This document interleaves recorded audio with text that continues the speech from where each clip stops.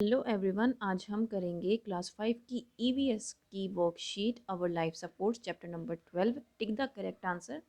This gas is present in air in the maximum percentage. ऐसी कौन सी gas है जो एयर में प्रेजेंट होती है एटमॉस्फेयर में सबसे ज़्यादा परसेंटेज में?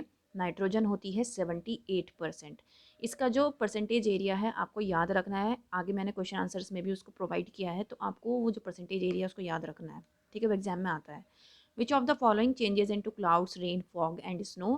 किसकी वजह से जो है क्लाउड्स बनते हैं, रेन होती है, फॉग होता है, स्नो होता है? वाटर वेपर की वजह से।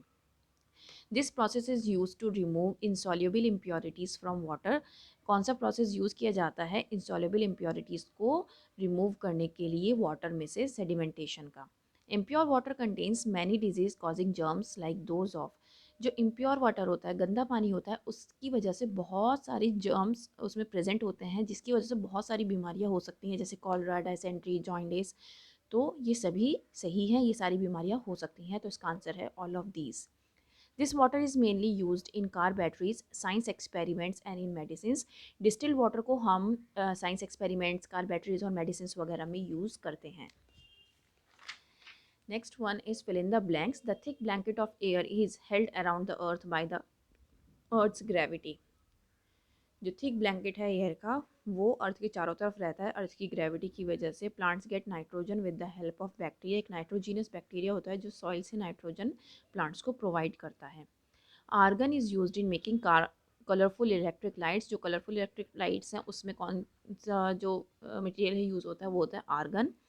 The air we breathe out is called expired air, जिसको हम एक्सहेल्ड एयर भी कहते हैं। जो हम बाहर निकाल रहे हैं सांस, ठीक है, उसको हम क्या कहते हैं? एक्सपायर्ड एयर या एक्सहेल्ड एयर। ठीक है, और जो हम सांस अंदर ले रहे हैं उसको हम इनहेल्ड एयर कहते हैं। When there is more water vapour in the air, अगर जो पानी की मात्रा, वाटर वेपर जो है वो ज़्यादा हो जाएगा एयर में, तो क्या हो जाएगी? ह्यूमिडिटी हो जाएगी। जैसे कि आप सुना है गर्मियों में कि ह्यूमिडिटी बहुत ज़्यादा हो रही है, इस वजह से गर्मी ज़्यादा है, तो जो वेदर है वो ह्यूमिड हो जाएगा, एयर जो है वो ह्यूमिड हो जाएगी अगर वाटर वेपर का कंटेंट ज़्यादा हो जाएगा एयर में। The higher we go the lower is the air pressure. जितना ज़्यादा हम ऊपर जाएंगे, माउंटेन्स की तरफ जाएंगे, तो उतना ज़्यादा जो प्रेशर है, एयर प्रेशर है, वो लो होता चला जाएगा।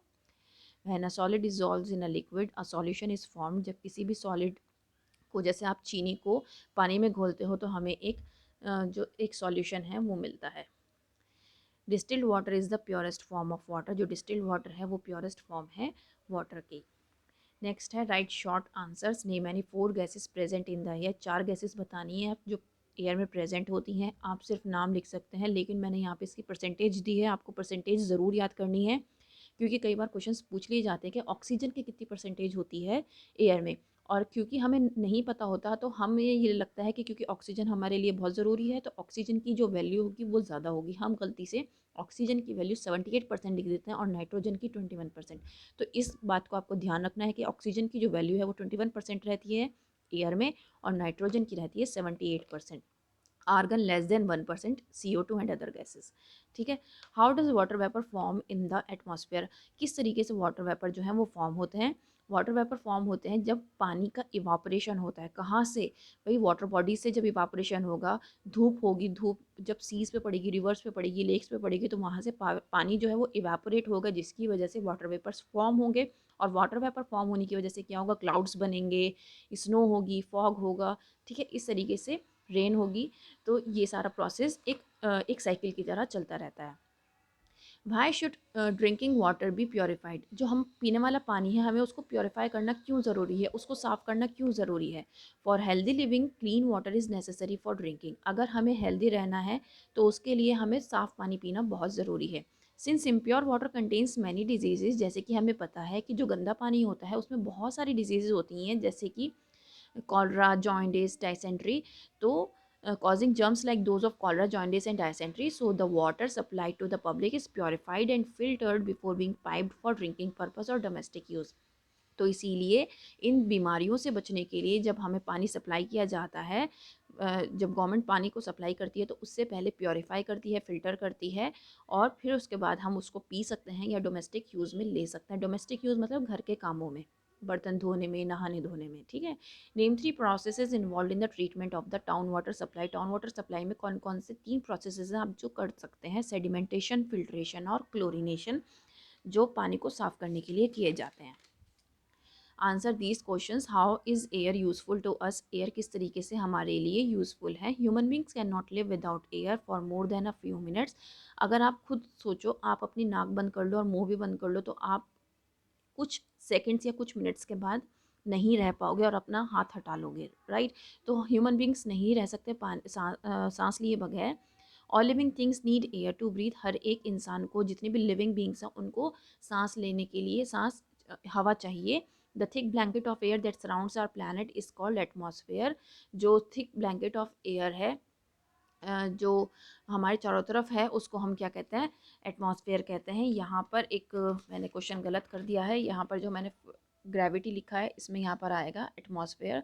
मैं माफ़ी चाहती हूँ इस बात के लिए, मैंने पता नहीं कहाँ ध्यान था जो मैंने यहाँ पर लिख दिया। ठीक है। The fresh air we breathe in is oxygen and air we breathe out is carbon dioxide. जो हम सांस ले रहे हैं वो ऑक्सीजन है, और जो हम बाहर निकाल रहे हैं सांस, वो कार्बन डाइऑक्साइड है। How is stratosphere a very important layer of atmosphere? Stratosphere एक बहुत इंपॉर्टेंट लेयर क्यों मानी जाती है? क्योंकि यहाँ पर ओजोन लेयर होती है। ठीक है, ओजोन गैस प्रेजेंट होती है इस लेयर में, और ये सेकेंड मोस्ट लेयर होती है एटमॉस्फेयर की। Stratosphere is the second most layer of the atmosphere. Stratosphere is a very important layer because ozone gas is present in this layer which absorbs harmful ultraviolet rays. Ozone layer क्या काम करती है? जितनी भी harmful ultraviolet rays होती हैं, कहाँ से आ रही हैं? अल्ट्रावायलेट रेज आ रही हैं सन से। ठीक है, सन रेज के साथ जो अल्ट्रावायलेट रेज आती हैं, उनको वो अपने अंदर एब्जॉर्ब कर लेती है, अर्थ तक नहीं आने देती। क्योंकि उससे क्या होता है, ये जो रेज होती हैं, ये बहुत ख़तरनाक होती हैं, इससे स्किन कैंसर होने का खतरा बना रहता है। लेकिन जैसे कि आप जानते हैं कि ओजोन लेयर डिप्लीट हो रही है, ख़त्म हो रही है, तो उसकी वजह से अल्ट्रावायलेट रेज भी हम तक पहुंच रही हैं, जिसकी वजह से बहुत सारी बीमारियां जो हैं आजकल सुनने में आ रही हैं, right? When a burning candle is covered with a glass, it gets distinguished. Why does this happen? What does this activity show? अगर burning candle को cover कर दोगे ग्लास से, तो वो हिलने डुलने लग जाएगी और क्या कहते हैं, बंद होने की कगार पे होगी। तो क्या हो सकता है, जब आप उसको बंद कर देते हो, तो क्या होता है कि जो सप्लाई होती है ऑक्सीजन की, वो ख़त्म हो जाती है। ठीक है, जिसकी वजह से जो कैंडल है वो बर्न होना बंद हो जाती है, और वो एक टाइम पे कम्प्लीटली ख़त्म हो जाती है। तो इसका मतलब ये है कि आपको एयर की ज़रूरत है, आप कोई भी काम करो। ठीक है, हर एक चीज़ में आपको एयर की ज़रूरत है। What is sedimentation and decantation? Sedimentation और डिकेंटेशन क्या होता है? सेडिमेंटेशन एंड डिकेंटेशन मेथड जो हैं वो यूज़ किए जाते हैं किस लिए? Separation of insoluble substances. जितने भी इंसॉल्युबल सब्सटेंसेस हैं पानी के अंदर, उसको सेपरेट करने के लिए यूज़ किए जाते हैं सेडिमेंटेशन और डिकेंटेशन का प्रोसेस।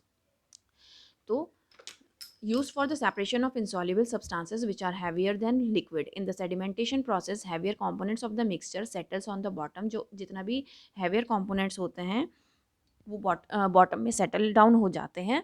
और फिर उसके बाद क्या होता है? ड्यू टू ग्रेविटी, ग्रेविटी की वजह से वो क्या होंगे? सेटल डाउन हो जाएंगे बॉटम में। एयर और सनलाइट जो है वो काफ़ी सारे हद तक जो बैक्टीरिया होते हैं, हार्मफुल बैक्टीरिया, उनको ख़त्म कर देते हैं। और सेडिमेंटेशन को ही फॉलो करता है डिकेंटेशन। ठीक है, इसका एक पूरा एक्सपेरिमेंट होता है, मैं आपको बहुत जल्दी उसको भी अपलोड कर दूँगी एक प्रोसेस के थ्रू। ठीक है, वो पूरा एक प्रोसेस मैं आपको अपलोड करके दिखाऊंगी, बताऊंगी। उसमें तीनों प्रोसेस दिखाऊंगी, डिकेंटेशन, सेडिमेंटेशन और फिल्ट्रेशन। तो मुझे एक बार फ़िल्टर पेपर मिल जाए तो मैं शायद ये आपके लिए प्रोसेस जल्दी से कर दूँ। मुझे यहाँ पर आसपास नहीं मिल रहा है, तो जैसे भी मिलेगा मैं आपके लिए वो प्रोसेस पूरा करके दिखाऊंगी, डेमो करके दिखाऊंगी मैं। ठीक है, explain filtration with the help of a diagram. Filtration का प्रोसेस आप एक डायग्राम के थ्रू समझाइए। After sedimentation the water is filtered through a clean sand bed to remove finer suspended particles.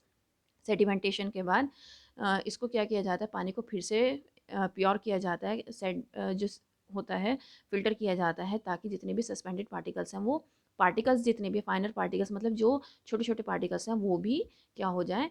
रुक जाएँ और हमें प्योर पानी मिल जाए। ये फ़नल के थ्रू करा जाता है, और इस फ़नल के अंदर क्या होता है? फ़िल्टर पेपर लगा हुआ होता है, जिससे जो फ़िल्टर के पेपर के ऊपर जितने भी सैंड के टुकड़े होते हैं, छोटे छोटे टुकड़े होते हैं, वो रुक जाते हैं और हमें प्योर पानी नीचे मिल जाता है। ये डायग्राम भी आपको अच्छे से तैयार करना है। What is distilled water? Distilled water क्या होते हैं, उसके क्या यूजेस होते हैं? डिस्टिल्ड वाटर जो होता है वो प्योरेस्ट फॉर्म ऑफ वाटर होता है। It does not contain any impurities और जर्म्स। इसके अंदर कोई भी इम्प्योरिटीज़ और जर्म्स प्रेजेंट नहीं होती है। The impurities that were dissolve in the water are left behind in the heating flask. जितनी भी इम्प्योरिटीज़ प्रेजेंट होती है पानी के अंदर, वो डिज़ोल्व हो जाती है, और वो उसको छोड़ जाती है कहाँ पर? फ्लास्क के अंदर, हीटिंग फ्लास्क के अंदर, जब ये प्रोसेस चल रहा होता है डिस्टिलेशन का। This water is mainly used in car batteries, science experiments and in medicine. ठीक है, ये हमने अभी फिलअप जब किए तो उसमें भी हमने पढ़ा था। नेक्स्ट है think and answer. When oil from a tin is poured through a funnel place tightly. भाई जब आप एक ऑयल को एक फ़नल के थ्रू क्या कर रहे हो, एक बॉटल में बदल रहे हो और एक बॉटल में डाल रहे हो, लेकिन उस फ़नल को आपने इतना टाइट करा है कि उसमें एयर भी पास नहीं हो रही है, तो वो पानी कैसे जाएगा? और जैसे ही आप फ़नल को हटा देते हो, ऑयल अंदर चला जाएगा। तो इन्होंने पूछा ऐसा क्यों हो रहा है? When oil from a tin is poured through a funnel placed tightly into the neck of a bottle, the oil stays in the funnel because air inside the bottle does not allow the oil to get poured into it. भाई जब आपने उसके ऊपर जो funnel रखा हुआ इतना tightly रखा हुआ है कि उसमें से एयर पास ही नहीं हो रही है, तो इस वजह से जो तेल है वो ऊपर के ऊपर ही है फ़नल के अंदर, वो बॉटल के अंदर नहीं जा रहा है। जैसे ही आप फ़नल को हटाओगे तो उसमें एयर पास होगी, एयर क्या करेगी फिर वो उससे वो बॉटल के अंदर आराम से तेल चला जाएगा, ठीक है? क्योंकि जो एयर किसके अंदर है, बॉटल के अंदर है, वो उसको अलाउ नहीं कर रही है कि किसी भी तरह तेल जो है वो उसके अंदर पोर हो, ठीक है? Empty bottles of mineral water should be crushed before throwing them into the dustbin. Why? Empty bottles of mineral water should be crushed because they are made of very thin plastic and are not suitable for reuse. बहुत simple सी बात है कि आप उसको reuse नहीं कर सकते हो, बहुत ही लो जो क्वालिटी होती है उसकी प्लास्टिक की उससे बनी हुई होती है, तो जब भी हम उसको थ्रो करें, जब उसको फेंकें, तो हमें उसको बिल्कुल बेकार करके फेंकना चाहिए ताकि उसमें कोई चांस ही ना बने कि आप उसको फ्रेश करके उसके अंदर गैस फिल करके और फिर उसके बाद आप उसको एक फ्रेश लुक दे दो और उसको फिर से उसमें पानी भर के आप क्या कर दो, बेचना स्टार्ट कर दो। तो when thrown without destruction, there are chances that these bottles are made fresh by purging gas and making them look fresh. So a bottle of Coke or soda should not be left in the freezer for a long time. Coke और soda की बोतल कभी भी हमें freezer में नहीं छोड़नी चाहिए लंबे समय तक। क्यों? अ बॉटल ऑफ कोक और soda should not be left in the freezer for a long time because it could explode. वो फट सकती है। क्यों? क्योंकि उसको आइस बनने के लिए स्पेस चाहिए होगी। जब आइस बनेगी तो स्पेस चाहिए होगी, तो वो एक्सपैंड करेगी, ठीक है? और अगर उसके पास ज़्यादा स्पेस नहीं होगी तो वो क्या होगी, वो बर्स्ट कर जाएगी। On the night of Diwali sometimes we have difficulty in breathing. Why? Diwali के टाइम पे हमें कभी कभी ऐसा फील होता है कि हमें डिफ़िकल्टी हो रही है ब्रीथ करने में।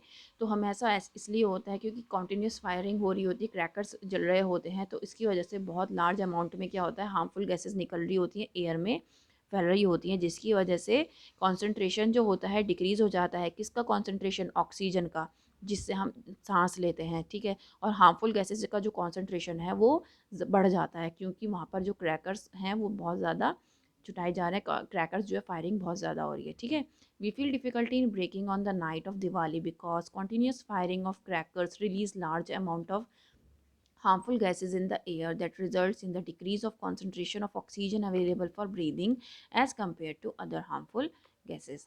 तो इस तरीके से आपका ये वाला चैप्टर कंप्लीट हो जाता है। अगर कोई भी इशू हो तो आप मुझसे कमेंट बॉक्स में पूछिएगा ज़रूर, मैं आपको बताऊंगी। That's all for now, thank you.